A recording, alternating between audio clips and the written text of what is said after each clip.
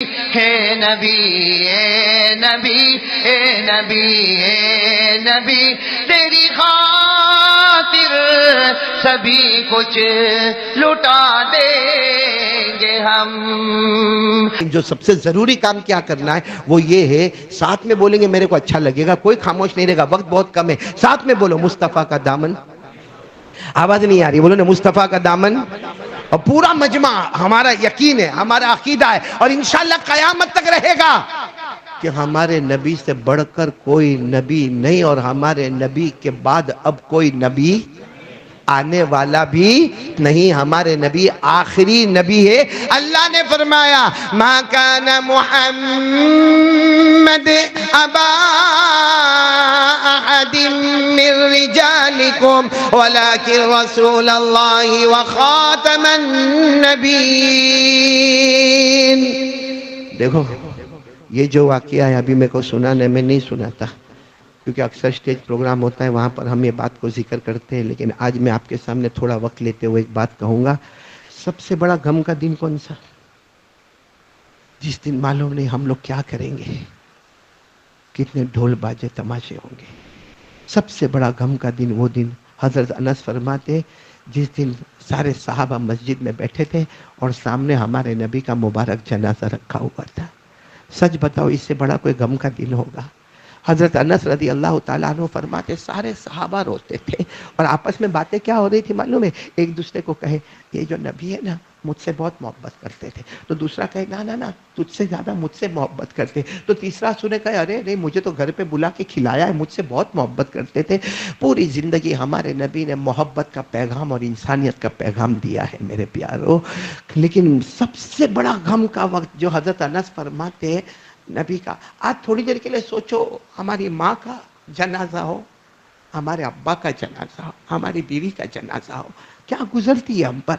تو صحابہ پر کیا گزرتی ہوگی جو سب سے زیادہ محبت کرتے تھے تو آقا محمد رسول اللہ. اور سب سے عجب معاملہ کب ہوا جب حضرت انس فرماتے سب رو رہے تھے اور حضرت ابو بکر صدیق اندر داخل ہوئے. سچ بتاؤ میرے ناگوری وار والوں، حضرت ابو بکر سے بڑھ کے محبت کرنے والا کون ہوگا؟ کیسے داخل ہوئے ہوں گے، کیا حالت ہوگی حضرت ابو بکر کی، کیا صبر کا جام پیا ہوگا.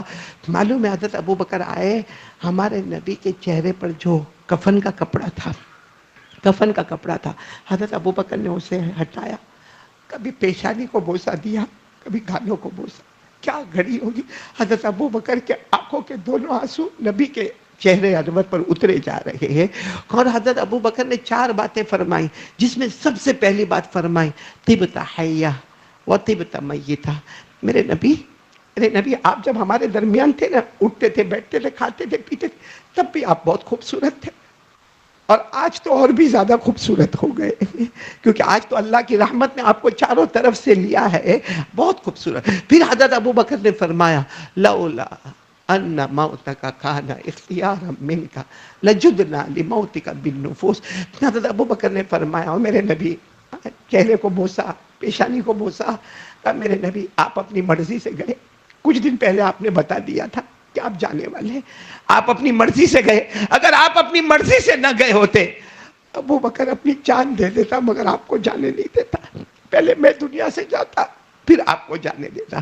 تیسری بات حضرت ابو بکر نے فرمائی لولا انک نہیتنا عن البکا لانفضنا علیک معشور. کہا میرے نبی آپ نے چلانے سے، چیخنے سے، کپڑا پھاڑنے سے، یہ سب چیزوں سے آپ نے منع کیا ہے. اگر منع نہ کیا ہوتا نا، ہمارا دل ایسا ٹوٹا ہے، ہم ساروں کا دل ایسا ٹوٹا جیسے کوئی بجلی ہم پر گری ہے، ایسا دل ٹوٹا ہے.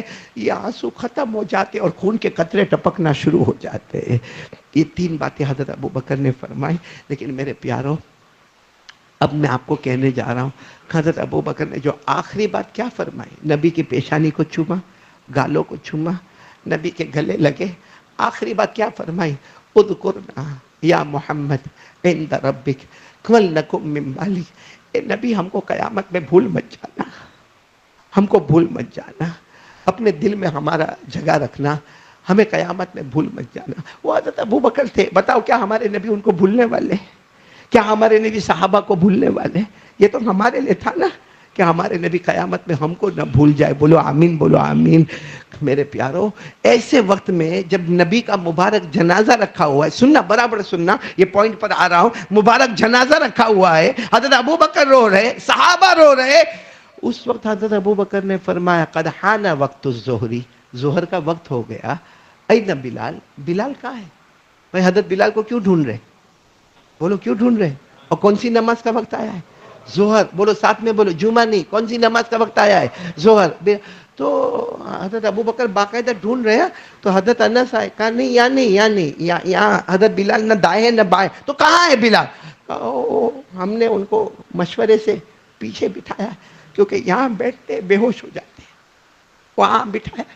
حضرت ابو بکر باقاعدہ چلتے ہوئے پیچھے تک گئے, اور حضرت بلال ایسے بیٹھے, ایسے دیکھو, ایسے ایسے ایسے ایسے بیٹھے.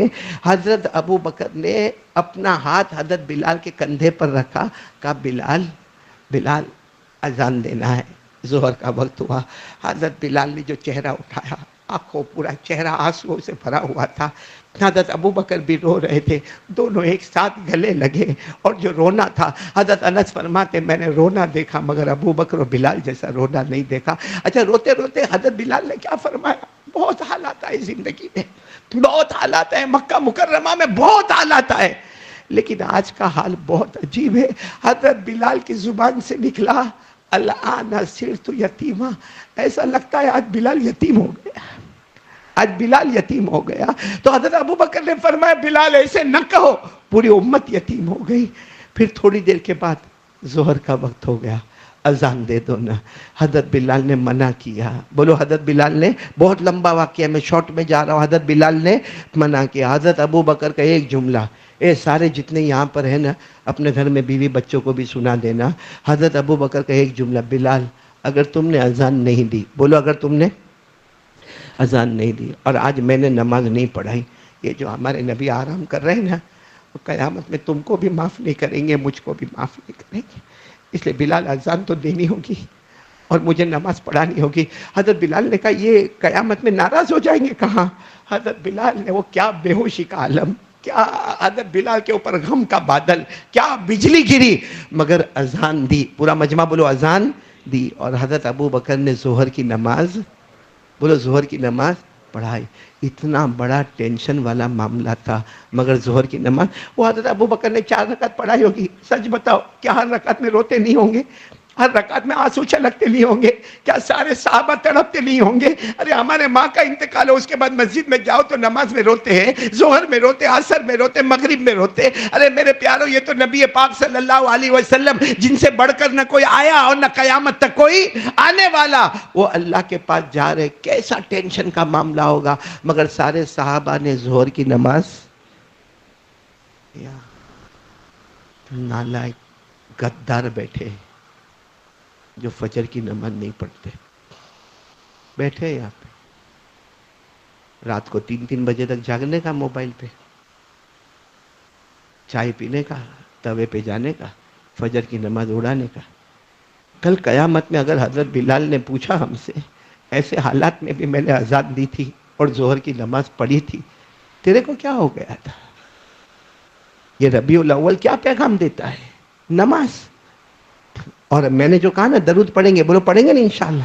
کب درود قبول ہوگا میرے دوستو؟ درود پاک ہے نا, میں آخری بات کہہ رہا ہوں, درود پاک میں وہ پاور ہے, قسم اللہ کی, درود پاک میں وہ پاور ہے کہ اللہ کے رسول صحابہ کو دے رہے. صحابی غریب ہے, غریب ہے, گھر میں کھانے کے لالے ہیں, ہمارے نبی درود پاک دے رہے. کچھ دن کے بعد وہی صحابی سے ملاقات کر رہے, تو وہ صحابی کہتے اللہ کے رسول آپ نے درود دیا, میں نے پڑھا, میری بیوی نے پڑھا, میرے بچوں نے پڑھا, آج مدینے کے بڑے بڑے مالداروں میں میرا بھی نام آ گیا ہے.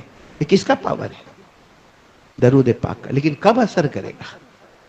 صرف آپ درود پاک پڑھے اور فجر کی نماز, کیسا درود پاک جو فرض ہے, جو نبی کے آنکھوں کی. اچھا ایک بات بتا کر بات ختم کر دو کہ فجر کی نماز, بلکہ سب نمازوں کے بارے میں ہمارے نبی نے کیا فرمایا؟ میری آنکھوں کی پڑھے تو میری آنکھوں کی, تو نہیں پڑھے تو نہیں پڑھے تو. ٹھنڈک کا اپوزٹ کیا ہے؟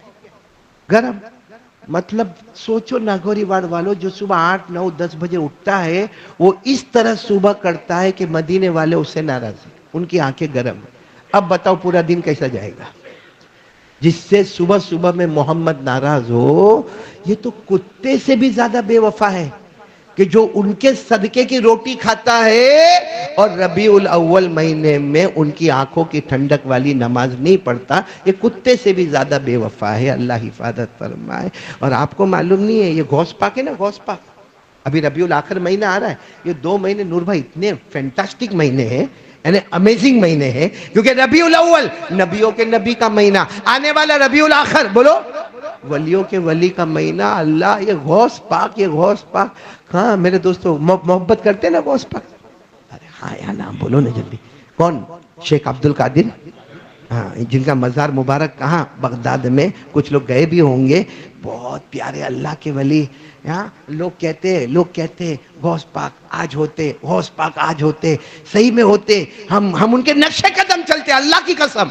लेकिन आपको मालूम है शेख अब्दुल कादिर जिलानी रहमतुल्लाह अलैह ने अपनी जिंदगी में आखिरी फतवा दिया था कि अगर कोई फर्ज नमाज जानबूझकर छोड़े, बोलो जानबूझकर छोड़े, मर जाए, शेख अब्दुल कादिर जिलानी फरमाते मैं वो मुफ्ती हूं कि फतवा दूंगा इसके जनाजे की नमाज मत पढ़ाओ, और दूसरा फतवा दूंगा इसको मुसलमान के कब्रिस्तान में दफन मत करो, और तीसरा फतवा दूंगा कि जब नमाज नहीं है तो सोच लो कि इसके पास ईमान भी नहीं है। मेरा फतवा नहीं है, मेरा फतवा हो तो आप बाद में नाराज हो जाओगे, कारी साहब क्या बोलकर चला ना। आप उठाओ, कोई भी किताब उठाओ, पीराने पीर आलिम रब्बानी फैद सुभानी शेख अब्दुल कादिर जिलानी का फतवा है। और इसी फतवे को आगे बढ़ाते हुए इमाम अहमद इब्न हंबल ने फरमाया, अगर आपको इमाम अहमद इब्न हंबल का फतवा देखना है, हजरत मुफ्ती अहमद खानपुरी दामत बरकातुहुम, अल्लाह उनकी उम्र में बरकत देवे, उन्होंने जो बुखारी की शरह लिखी है उसमें ये जुमला लिखा है कि इमाम अहमद इब्न हंबल का फतवा है कि अगर कोई जानबूझकर एक नमाज छोड़े, उसे खत्म कर दो, उसे जमीन पे रहने का कोई हक ही नहीं है, न खाने का हक है न पीने का हक है।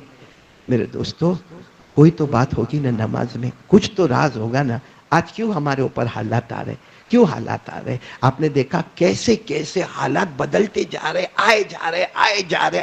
अल्लाह की कसम, कोई हमारे ऊपर हालात नहीं ला रहा है, हमारा नमाज छोड़ने ने हम पर हालात लाए। एक बार नमाजी बन जाओ, इंशाअल्लाह अल्लाह हमारा होगा तो सब हमारे होंगे, क्योंकि सब बाद में, सब पीछे, रब आगे। रब को बना लो, सब हमारे साथ में होंगे। अल्लाह हम सबको अमल की तौफीक अता फरमाए।